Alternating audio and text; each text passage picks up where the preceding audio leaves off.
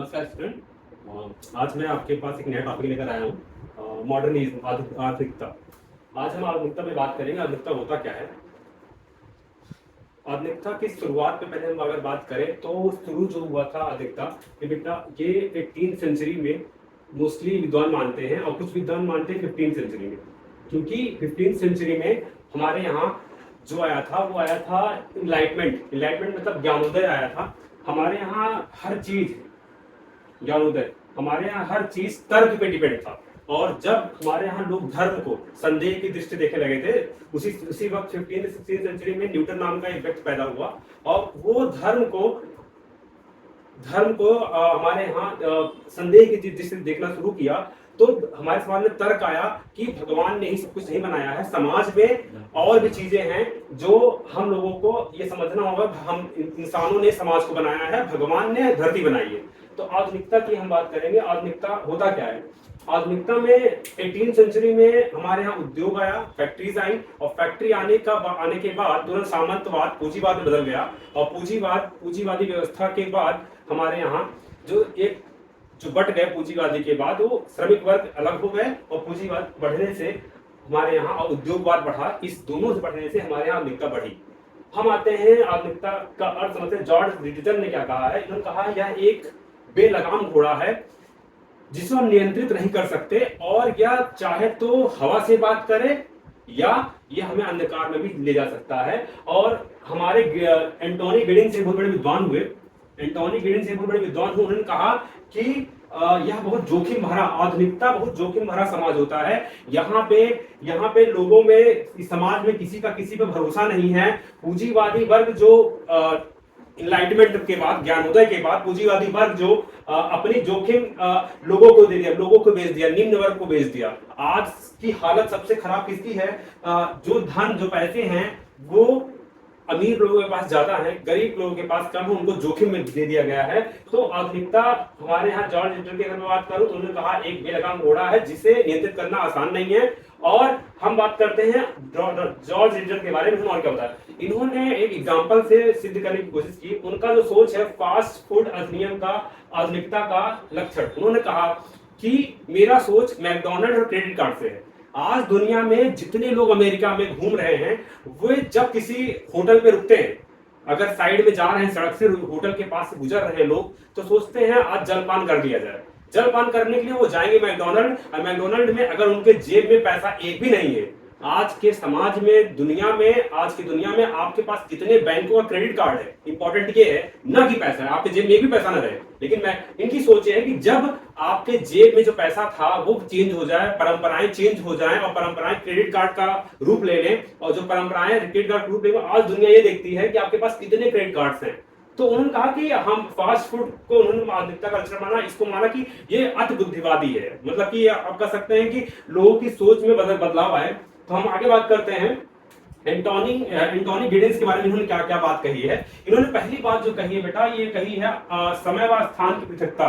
इन्होंने कहा है कि आज समय स्थान सिकुड़ गया होने के मतलब क्या है? आज किसी भी फैमिली में एक परिवार में जो पिता होता है, वो पिता मुंबई में जॉब कर रहा है, उसका लड़का चेन्नई में जॉब कर रहा है।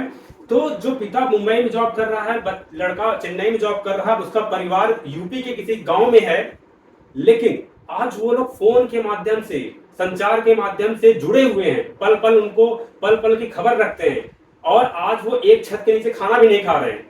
तो आधुनिकता किस बात में है? आधुनिकता इस बात में है कि आज समय स्थान एक हो गया है, वो पल पल की खबर रखते हैं, अगर मुंबई में उनके चाहे जॉब कर रहे हैं चाहे जहां जॉब कर रहे हैं। तो उन्होंने कहा समय और स्थान सिकुड़ गए हैं। अगर आधुनिक समाज है तो समय व स्थान सिकुड़ जाते हैं। इनका दूसरा जो इंपॉर्टेंट बात थी, उन्होंने कहा अगर आधुनिक समाज है तो पूंजीवाद बढ़ेगा, माल का उत्पादन बढ़ेगा, निजीकरण और दिहाड़ी मजदूरी बढ़ेगी।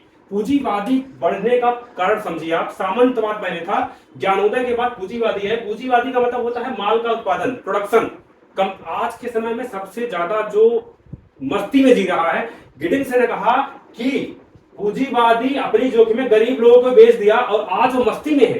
गरीब लोग केवल उसके यहाँ काम करते हैं, उतना भी पैसा नहीं मिलता, और पूंजीवादी लोग मस्ती में घूम रहे हैं, टहल रहे हैं। और उन्होंने, उनका कहने का मतलब सिर्फ इतना था कि परंपराएं पत्थर की लकीर नहीं हो सकती, कभी भी परंपरा पत्थर की लकीर नहीं हो सकती।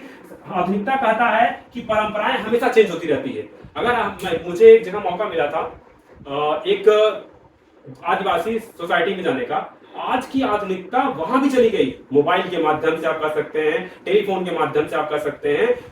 वहां के बच्चे गाना गा रहे हैं, छोटे छोटे गाने गा रहे हैं जो आज के फिल्म इंडस्ट्रीज में है। तो पहले के जमाने में उनका अगर परंपरा हम बात करें, उनका परंपरा अलग है, उनका परंपरा के गाने का, उनके यहाँ भजन होते थे। आज उनके बच्चे डांस कर रहे हैं, अलग वेस्टर्नाइजेशन अपना रहे हैं। क्यों? आधुनिकता के कारण ऐसा हुआ है। और आधुनिकता के बारे में वुमेन्स, एक बहुत बड़े विद्वान आए, उन्होंने बताया कि आधुनिकता का एक लक्षण नैतिकता का अभाव है। वुमेन ने बहुत बड़ी बात कही कि आधुनिकता का लक्षण नैतिकता का अभाव। अभी समझिए आप, जर्मनी में एक आदमी पैदा हुआ जिसका नाम था हिटलर, और हिटलर की खास बात क्या थी, वो नाजी, वहां पे सरकार नाजी सरकार थी। यहूदी को उसने गैस चैम्बर में जाके मरवा डाला। हिटलर पागल तो नहीं था, हिटलर के पास बुद्धि थी। बुद्धि, यहाँ पे बात हो रही दोषी बुद्धि संगतता और सुनियोजन। सबसे ज्यादा फैक्ट्री जर्मनी में होने के बाद, फैक्ट्रियां आने के बाद, पूंजीवाद आने के बाद, जर्मनी में सरकार का मालिक हिटलर हुआ। हिटलर ने कई लोगों, यहूदी को खत्म कर डाला गैस चैम्बर में मरवा के। क्या वो पागल था उस वक्त? अभी कुछ ही टाइम की बात है, ये 1945 के पहले की बात है। आधुनिकता एक जोखिम भरा समाज है। आधुनिकता एक जोखिम भरा समाज है।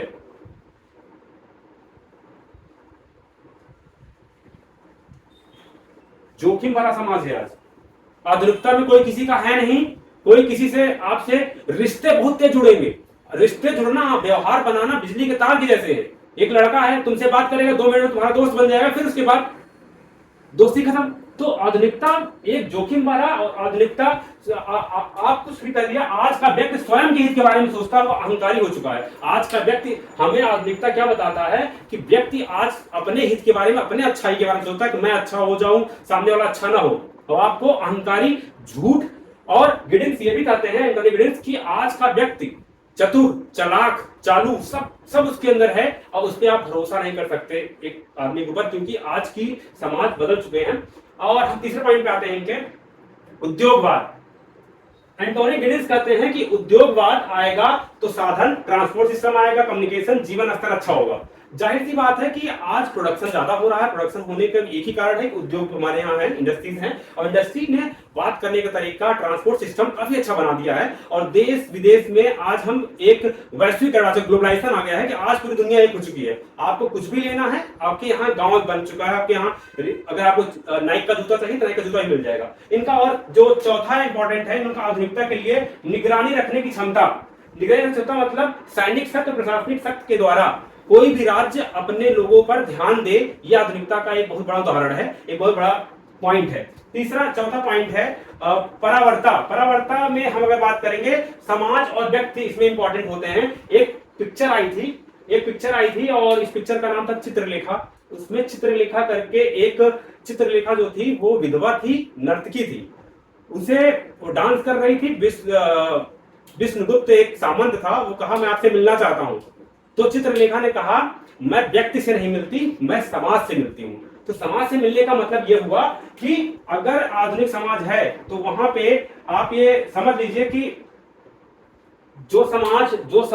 जिस समाज में व्यक्ति और आधुनिक, अब मैं आपको बताऊं, अगर आप परावर्ता की बात करिए, आज के टाइम में जितने भी मास कम्युनिकेशन है, मास कम्युनिकेशन मतलब हो टीवी पे जो भी आपको दिखाया जा रहा है, चाहे वो न्यूज के माध्यम से, चाहे जिस माध्यम से, वो आपको गलत सीरियल, जितने टीवी सीरियल्स आ रहे हैं उसमें आप क्या देख रहे हो, आप क्या सीख रहे हो, सारी चीज गलती है। क्योंकि आधुनिक समाज में सब झूठा है। आपको सीरियल दिखाया जा रहा है, सीरियल्स में सब झूठा है। एक आदमी सर धर के खड़ा है और वो सब झूठागिरी, सब डांस कर रहे हैं, कोई मतलब नहीं। समाज एक ऐसा हो जाए सब झूठा, आपको लूट रहे हैं टीवी चैनल्स। तो ऐसा समाज आ जाए जहां पे समाज और व्यक्ति का केवल इंपॉर्टेंस हो और किसी का इंपॉर्टेंस ना हो। प्रतिबिंब समाज के बारे में बात करते हैं। एक लड़की है, उस लड़की चीन देश में रहती है, और चीन देश में लड़की रहती है और वो अपने मन मुताबिक लड़के से शादी कर रही है। शादी करने के बाद वो ये सोचती है कि अगर ये लड़का मेरे अपने शादी के बाद अगर समानता का सलूक नहीं करता तो मैं इसे विवाह विच्छेद कर दूंगी, मतलब मैं इसे डाइवोर्स दे दूंगी। अब हम बात करेंगे कैरेक्टरिस्टिक, लक्षण क्या होते हैं, आधुनिकता के सबसे खास लक्षण क्या होते हैं। आधुनिकता अगर किसी देश में है, कहीं भी है दुनिया में, तो वो बेटा उपभोक्ता वस्तु, जो उपभोग वाली वस्तु होंगी उसकी प्रचुरता ज्यादा होगी, माने वहां पे बहुत सारे उपभोग की वस्तुएं बनाई जाएंगी। ये पहला लक्षण हुआ। दूसरा लक्षण क्या है? दूसरा लक्षण है पूंजीवाद, औद्योगिकरण और धर्मनिरपेक्षता और उदारवाद। ये चीजें जरूर वहां पे होंगी अगर आधुनिकता के लक्षण की बात करें तो हम। और अगर बात करें कि आधुनिकता क्या है, तो जहां पे जिस देश में तकनीकी तंत्र बढ़ रहे हैं वो आधुनिक समाज होगा। लक्षण क्या होते हैं, आधुनिकता के सबसे खास लक्षण क्या होते हैं। आधुनिकता अगर किसी देश में है, कहीं भी है दुनिया में, तो वो बेटा उपभोक्ता वस्तु, जो उपभोग वाली वस्तु होंगी उसकी प्रचुरता ज्यादा होगी, माने वहां पे बहुत सारे उपभोग की वस्तुएं बनाई जाएंगी। ये पहला लक्षण हुआ। दूसरा लक्षण क्या है? दूसरा लक्षण है पूंजीवाद, औद्योगिकरण और धर्मनिरपेक्षता और उदारवाद। ये चीजें जरूर वहां पे होंगे अगर आधुनिकता के लक्षण की बात करें तो हम। और अगर बात करें कि आधुनिकता क्या है, तो जहां पे जिस देश में तकनीकी तंत्र बढ़ रहे हैं वो आधुनिक समाज होगा।